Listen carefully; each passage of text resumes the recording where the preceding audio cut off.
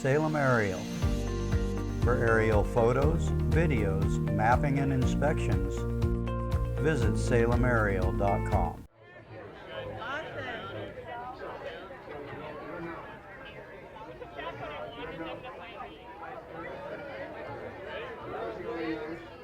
Pledge allegiance to the flag of the United States of America and to the republic for which it stands, one nation, under God, indivisible, with liberty and justice for all.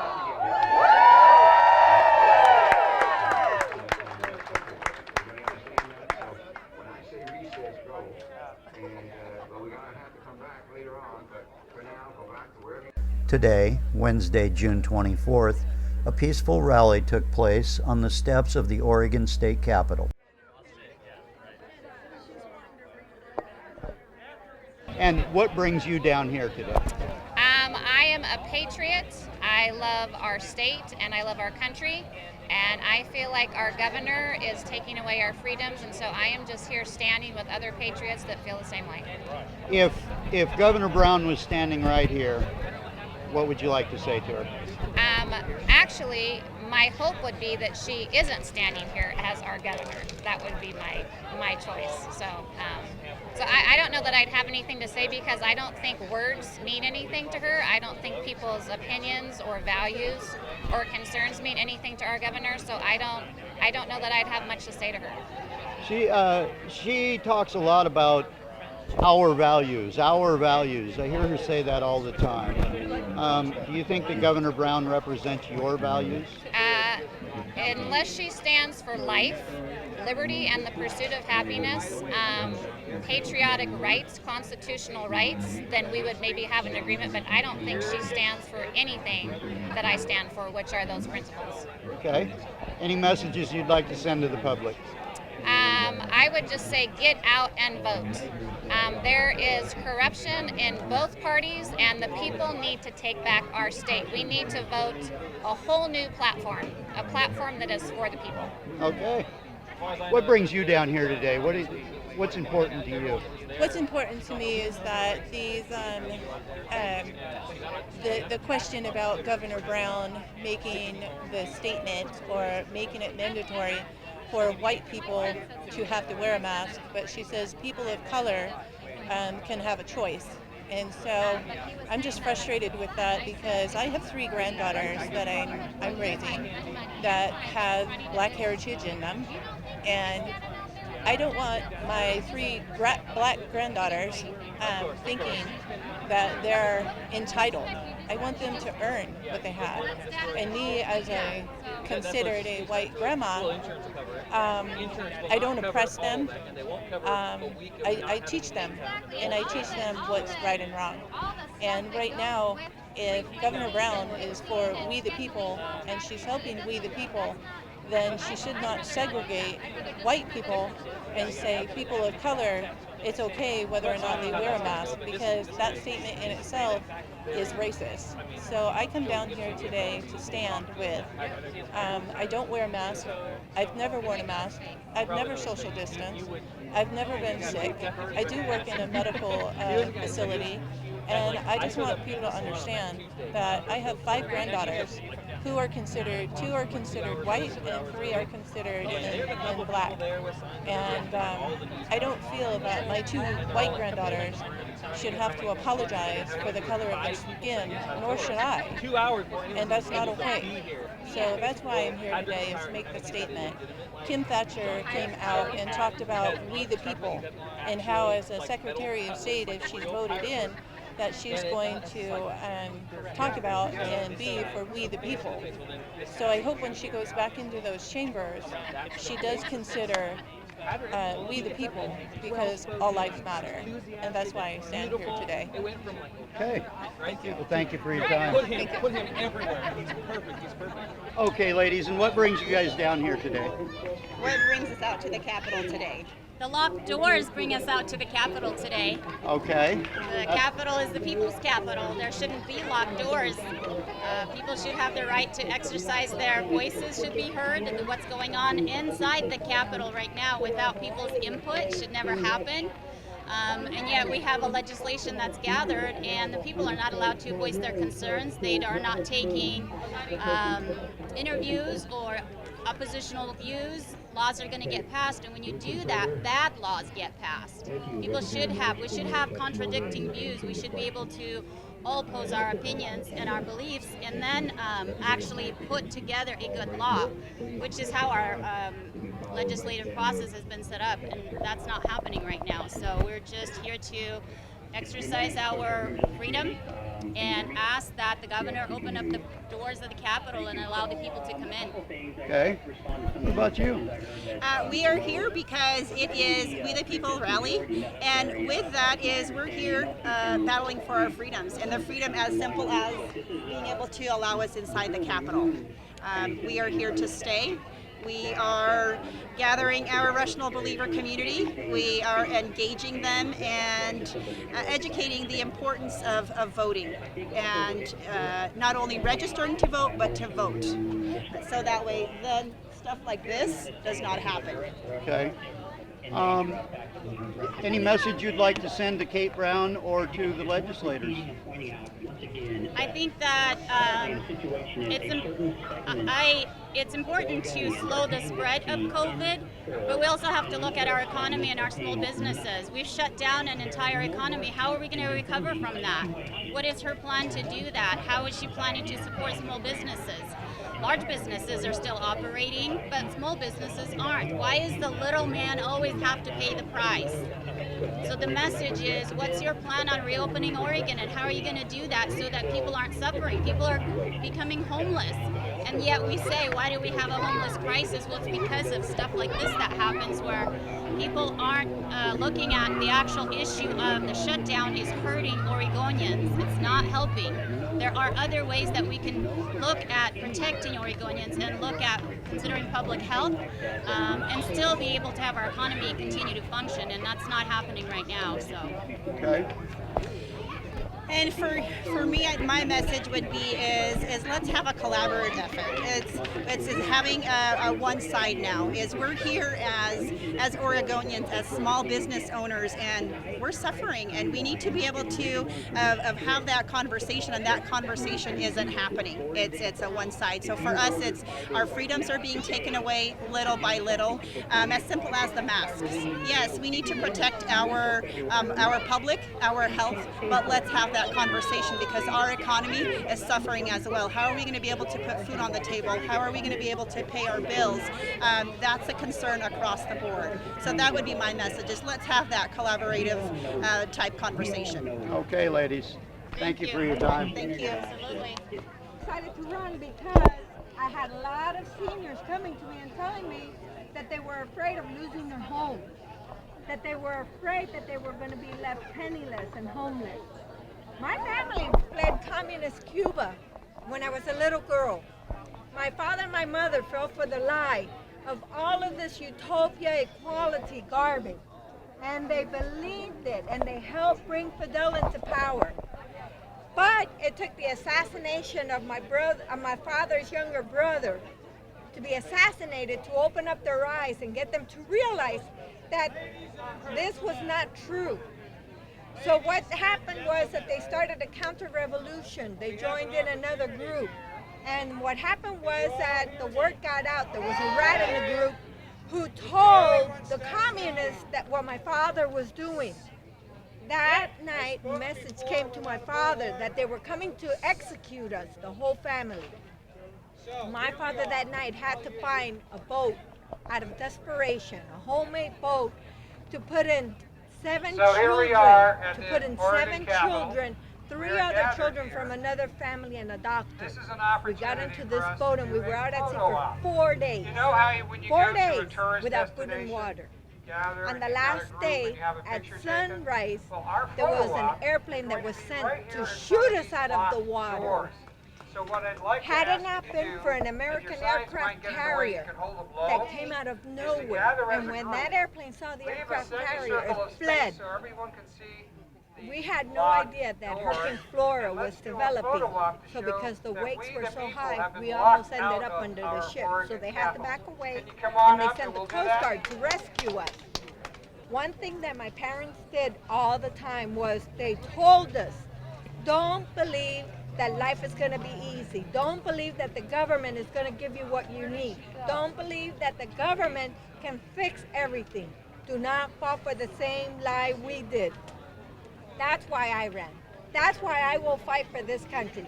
Because that American flag, that beautiful American flag, people like my family, that means life. That means liberty. We lost it out of stupidity. Venezuelans lost it out of the same stupidity. Here it is in America. And if we don't stop and think and fight for it now, we're going to lose it. Who is heading all of this rioting and everything? The same communists who did it in Cuba and in Venezuela. There's a man named Yuri Bezmenov who was a KGB. In 1984, he did an interview with World Press News, and he told them what the plan was. In 1928, race differences was developed for in the future to use it to bring us down. We need to fight for this country now and expose the communists. And I understand that you have an announcement. Yes, I am a candidate for House District 22. I'm one of the only Russian Old Believer candidates to actually run in the state of Oregon and probably in all the United States. Okay. So that's pretty exciting for our community. We actually haven't been voters before, and so we are first-time voters, many of us, who are coming out to the Capitol, and to see locked doors behind you there is very concerning for us. Okay. And are you running as a Democrat or a Republican? I'm a Republican. Okay. And tell us a little bit about your platform. What do you hope to do if you're elected? Well, there's a large homeless population that we talk about, and so really there's many issues. I'd like to hear the voice of my community, which is in House District 22. Right now we're doing polling to see what are their concerns, because I might have an agenda, but I'm not there to represent myself. I'm there to represent the people of the state of Oregon and my district in particular. So I called libertarians last week and asked them what their concerns were. Primarily what I heard was homelessness was a big issue that they wanted addressed. So one of the things that I've already done, I went out, met with the sheriff's office, asked them, what do you do with the homeless population? What do we have in place? Because usually, guess who's called first? The police are. And so I'm really looking at doing some ride-alongs and looking at what other options we have and what can we do to help some people. So some other things, of course, I am a pro-life candidate, and I'm very much about education, so the schools, I'm very involved in the public schools. I am currently in the process of helping the Old Believer community build a new school, a private school for the Old Believers. There's going to be different languages that are going to be tailored towards the Old Believer community, so we are very, very excited about that. So education is another huge platform that I'll be looking at. Okay, the district you're running for, where's that located? So it runs along the I-5 corridor from Woodburn, Jervis, Brooks, a little bit of North Salem, and just a sliver of Kaiser. Okay. So we stop at about Market Street on Lancaster is where my cutoff is. Is Mount Angel in there? No. Okay. Nope. That would be Representative Rick Lewis's district. Okay. Yeah. Well, is there any last message you'd like to send to the folks? Well, it's an expensive campaign. Please vote in November, and I would just ask that please support your local government officials. You make a difference when you either donate to a campaign or when you vote. It's your voice that gets to be at the Capitol representing you, so take part in the legislative process. We didn't for 60 years we've been here, and now we recognize that we could have had a hand in the government and what it looks like today. So our hope by being involved is to turn that around. And we invite everyone from Oregon, if you care about the government, if you care about your personal freedoms in your lives, please get involved and support your local candidates financially if you can. Okay. Just your general thoughts about today. Well, we've had a gathering of citizens who are concerned about the legislature going into a special session, but not having opened themselves up to the public, locking down the building, not allowing the public to observe and to be heard. And we're not talking about watching on television. We're talking about the public galleries, the lobbies, the opportunity, even with social distancing, to be able to interact with legislators, the opportunity to testify in front of committees in public, not just have Zoom-type meetings where you may or may not be called in to speak. Beyond that, we're talking about the wide range of emergency powers that the governor has asserted, going well beyond anything Oregonians would have anticipated. Closing schools, closing colleges, closing businesses, telling counties they have to ask permission to reopen, when actually under the public health emergency laws, it's supposed to be a partnership between the state public health director and each of the 36 county public health directors. There's no partnership going on. There's a dictatorship going on right now. And the governor has assumed all of these powers. She's even gotten rid of the enforcement of garnishment laws, which is one of the main ways that people are forced to pay their child support. There's no discussion of the impact.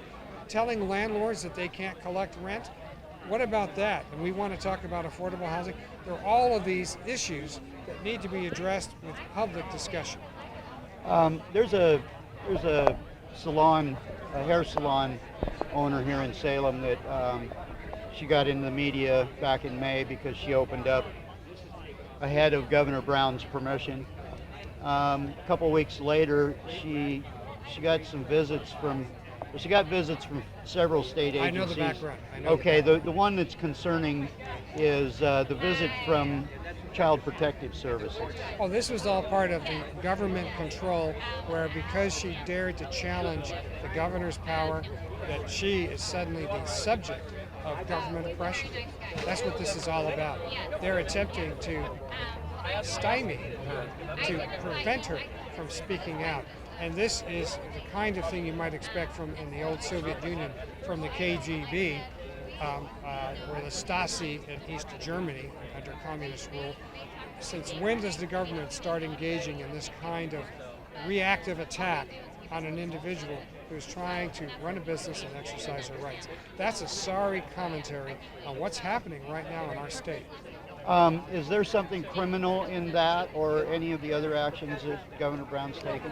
Well, I would think that she has an attorney, the gal with the beauty shop. Yeah. And she ought to be raising issues about being singled out and repression and trying to stymie her exercise of her constitutional rights. So I think those are issues that should be raised. Okay. Any last words? Well, I was glad to see everybody come together here today, challenge the lockdown, and of course, celebrate our flag with the Pledge of Allegiance, not throwing bombs and bricks. Excellent. Thank you, sir. Yes. What brings you down here today? Well, I drove up from Klamath Falls last night. I'm the state legislative director for the Railroad Union here in Oregon, and we have almost 500 members in the state. And I get numerous calls, I get numerous emails about the concern of what has been going on in Salem, the defacement of our monuments by other protest groups. And the most serious thing, I believe, is the locking out of the Capitol building, locking the doors, not letting us inside. When I drove up last night, I had tried to get meetings with our state representatives, senators, anybody I could meet with.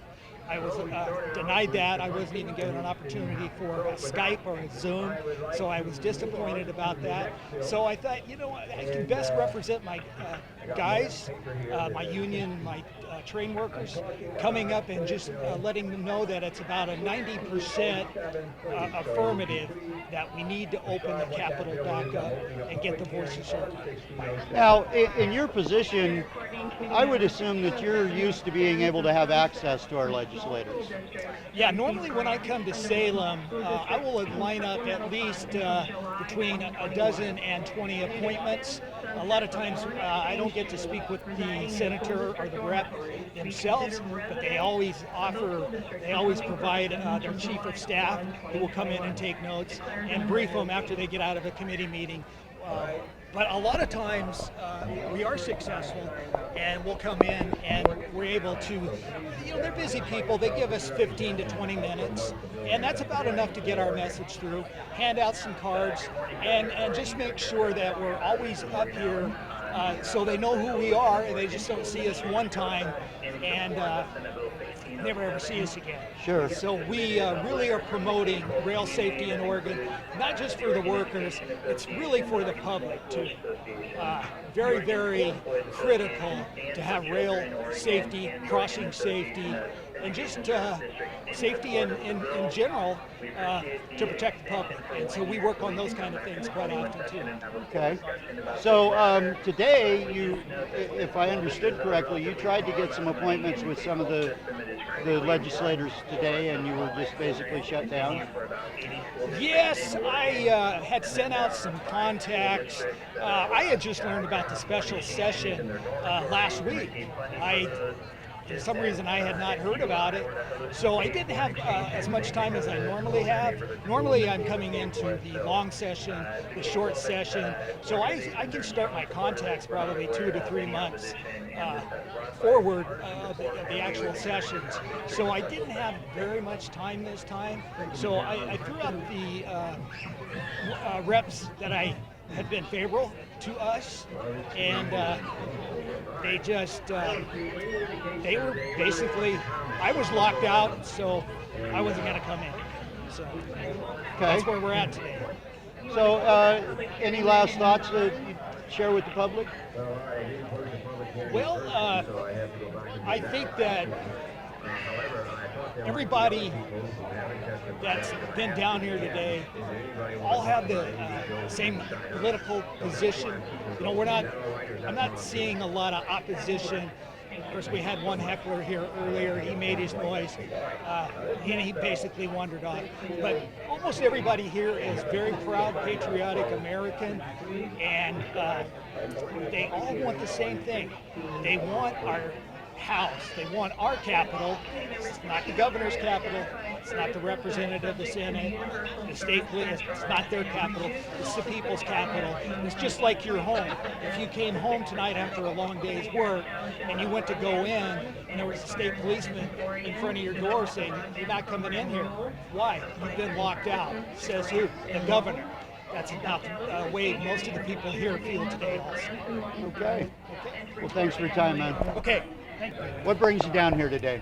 Well, just to let everybody know why we're here, why we are pursuing the recall petition against the governor.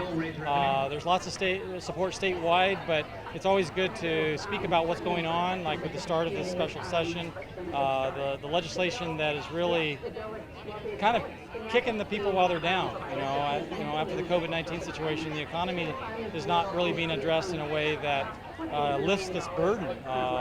The businesses that are being shut out because of the CAT tax, on gross profits or gross revenue rather than on profits is hurting a lot of businesses. And right now, people can't afford it. I think they should be discussing how they can help Oregonians, not how they can extract more taxes from them. Okay. What do you think about the subjects that are being considered in there on the floor today? I think there's some good ones. I think dealing with the economic impacts of rentals is good as long as we do it in a way that doesn't harm landlords and others that have bills to pay as well. It just seems like they tend to focus on a certain group of people and then everybody else suffers, right? And it just doesn't seem broad-based. When I looked at the legislative concepts, there are some good bills in there dealing with the dairies and giving them a break from the CAT tax. It'll devastate them to have to deal with that. But then if they're going to do that for the dairies, are we really talking about some legislation here that is going to have so many exemptions that it doesn't really apply, like loopholes in tax law and things like that. So it's kind of a mess. It's become a mess. One that I really am concerned about, and we spoke about earlier, is really restricting law enforcement from doing what's necessary to protect themselves and the public. Taking away their options that are less lethal. Saying you just can't use those options. That forces law enforcement to then use a lethal option like a gun. Where's the sense in that? Officers need options. They need to have the ability to make choices about how to deal with a situation. If a person's not lethal, using lethal force against you, why should you be forced to use lethal force against them? How is that helping the public? I thought we were trying to reduce violence. This will actually increase harmful violence because there are less options to deal with people. So that kind of legislation or those kind of legislative concepts and bills are not in the best interest of the public. Okay. If you could say something to Governor Brown or one of the legislators, all of the legislators, what would it be? Respect the will of the people. Quit putting emergency clauses on everything. Allow things to go to the ballot when it's contentious and you know that people are not necessarily supportive of it. Let the people decide.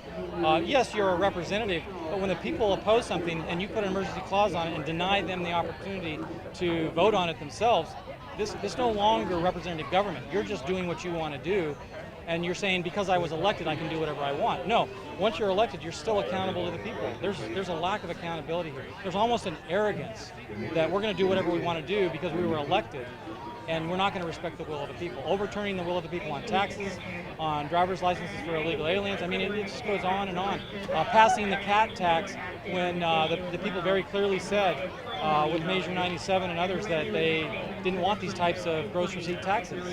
It's just constant overturning of the will of the people. That's not representation. Now, the good news is that the people are figuring it out, and they're going to remove these people. They're going to remove these people that aren't, these legislators that are, and the governor who are not representing them.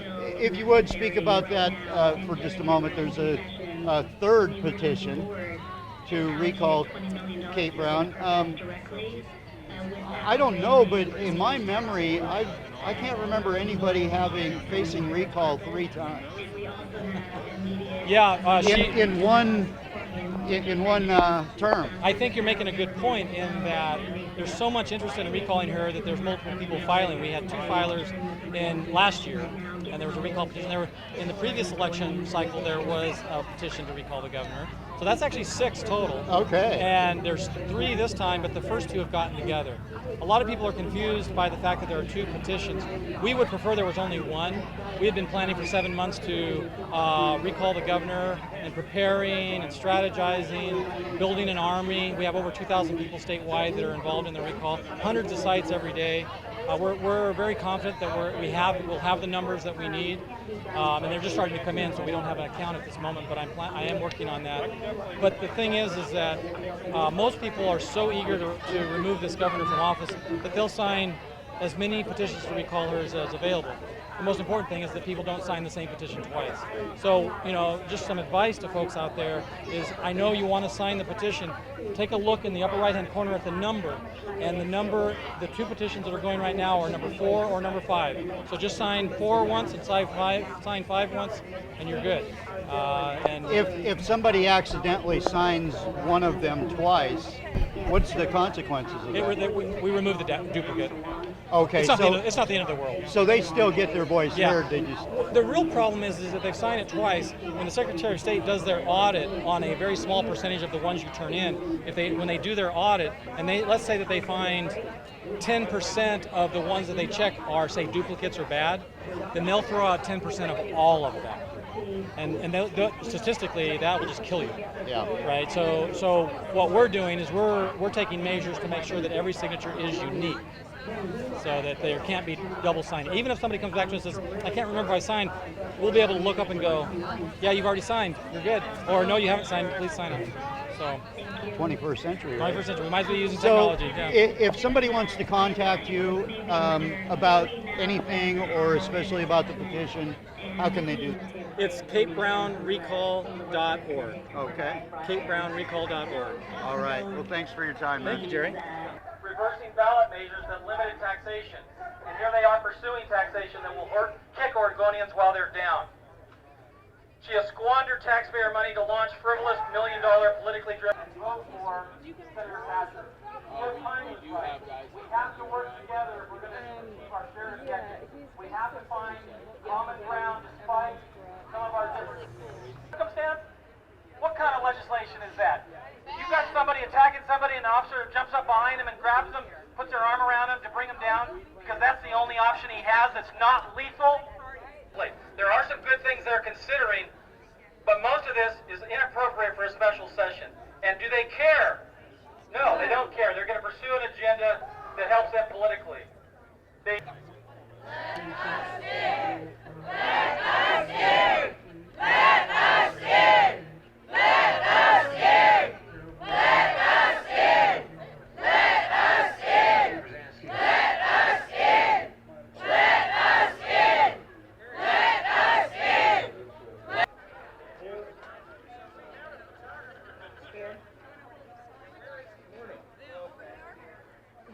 You are bearing witness with Salem-News Journal. At Western Pacific Roofing, our residential team can provide all of your roofing needs. 503-588-7663.